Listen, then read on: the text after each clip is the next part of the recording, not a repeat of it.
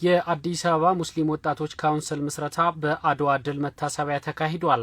በምስረታ መርሃ ግብሩም የኢትዮጵያ እስልምና ጉዳዮች ጠቅላይ ምክር ቤት ፕሬዝዳንት ሼህ ሀጂ ኢብራሂም ቱፋ፣ የአዲስ አበባ ከተማ ከንቲባ ወይዘሮ አዳነች አበቤን ጨምሮ የእምነቱ መሪዎችና ወጣቶች ተገኝተዋል። በዚሁ የምስረታ መርሃ ግብር ላይ መልእክት ያስተላለፉት የአዲስ አበባ ከተማ ከንቲባ ወይዘሮ አዳነች አበቤ ወጣቶች ለሰላም፣ ለልማት፣ ለአብሮነት እንዲሁም ለላቀ ተግባር መደራጀታቸው ይበል የሚያሰኝ ተግባር ነው በማለት ፈጣሪውን የሚፈራ ለአብሮነት የሚተጋ ትውልድን ለመፍጠር በጋራ መሰባሰቡ የሚበረታታ ነው ብለዋል። በየትኛውም እምነት ውስጥ ቢሆን ፈሪሃ ፈጣሪ ያለው ትውልድ ለመልካም፣ ለበጎነት፣ ለአብሮነት እጅግ በጣም ይተጋል ብለን እናምናለን። እናንተም ዛሬ ያደረጋችሁት ይሄንኑ ነው።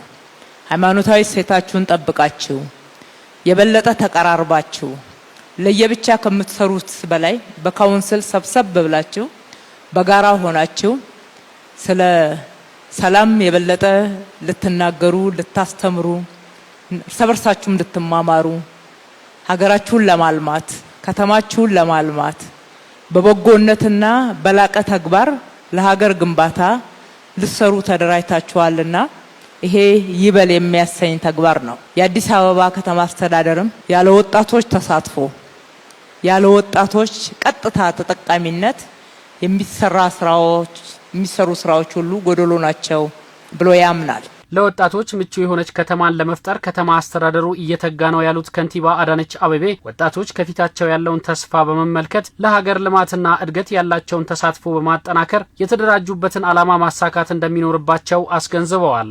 ከተማችሁን አዲስ አበባ እንደ ስሟ ውብ አበባ፣ ንጹህ፣ ጽዱ፣ ለነዋሪዎች ምቹ የሆነች ከተማ አድርገን ስንገነባት ከማንም በላይ ዋና ተጠቃሚ እናንተ ናችሁ። ነጋችሁ እኛ ባለፍነው መንገድ የሚታይ አይደለም፣ የሚያልፍም አይደለም። የትላንት ዕዳዎች ዛሬ ላይ በጋራ ጥረት እየተራገፉ ለሚቀጥለው ትውልድ ምንዳን እናስሸጋግራለን ስንል ለእናንተ ማለት ነው። እናንተ በዋናነት ተሳትፏችሁን አጠናክራችሁ እነኚህ የተደራጃችሁባቸውን ዓላማዎች በላቀ ተግባር ስትፈጽሙ እዚህ እሴት ላይ ብዙ አዳዲስ ግብአቶችን ትጨምራላችሁ። ነጋችሁን የተሻለ ብሩህ ታደርጋላችሁ ማለት ነው።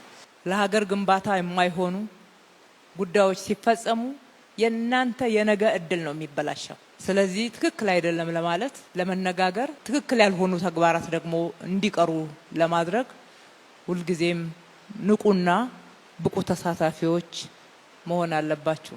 የኢትዮጵያ እስልምና ጉዳዮች ጠቅላይ ምክር ቤት ፕሬዝዳንት ሼህ ሀጂ ኢብራሂም ቱፋ የለውጡ መንግስት ለሃይማኖት ተቋማት ምቹ ሁኔታን በመፍጠር የማይተካ ድርሻውን እየተወጣ ይገኛል በማለት ምስጋና ያቀረቡ ሲሆን ወጣቶች በሀገር ግንባታና ሀገርን በመጠበቅ ሚናቸውን ሊወጡ ይገባልን ብለዋል። ያለን ነጻነት ያገኘነው ነጻነት በዚህ በለውጡ መንግስታችን ያገኘነው ነጻነት መለም የሽኩሪና ሰለም የሽኩሪላህ እንደሚባለው ሁሉ ሰውን ያላመሰገነ አላህንም አያመሰግንም እንደሚባለው ሁሉ ምስጋናችንም ይቀጥላል፣ ስራችንም ይቀጥላል፣ የያዝናትን ዳሞ መንከባከብ ይቀጥላል። ኢንሻአላሁ ተዓላ ሀገራችን መገንባት አለብን። ሀገራችን ወጣቶቻችን ሀገራችን መጠበቅ ግዴታ አለባቸው። ህዝበ ሙስሊሙ የነቃ ተሳትፎ በማድረግ ከወጣት ካውንስሉ ጎን መሆን እንደሚያስፈልግ የተገለጸ ሲሆን የካውንስሉ አመራሮች በታማኝነትና በቅንነት ህዝቡን ማገልገል እንዳለባቸው ተመላክቷል። የአዲስ አበባ ሙስሊም ማህበረሰብ ከመቼውም ጊዜ በላይ የእናንተን ጉልበት፣ የእናንተን እውቀትና የእናንተን ንቁ ተሳትፎ ይፈልጋል። አላህን በመፍራት ይህንን ወርቃማ እድል በቅንነት በእኽላስ ለዲናችሁና ለአገራችሁ አውሉት። አዲስ አበባ ሙስሊም ወጣቶች ካውንስል ብዙ ይጠበቃል። የሰላም ድልድይ በመሆን በትምህርት ትጉ፣ በእውቀት በማህበራዊ ስራ እንዲሁም ብዝሃነትን ባከበረ መንገድ የትብብርና የአብሮነት እሴት ማዕከል በመሆን ለከተማችን ብሎም ለአገራችን የሚተርፍ ስራ በመስራት ኃላፊነታቸውን እንድትወጡ በዚሁ አጋጣሚ ጥሬን አቀርባለሁ። የአዲስ አበባ ሙስሊም ወጣቶች ካውንስል ሆነው የተመረጡ አመራሮች ቃለ መሐላ ፈጽመዋል።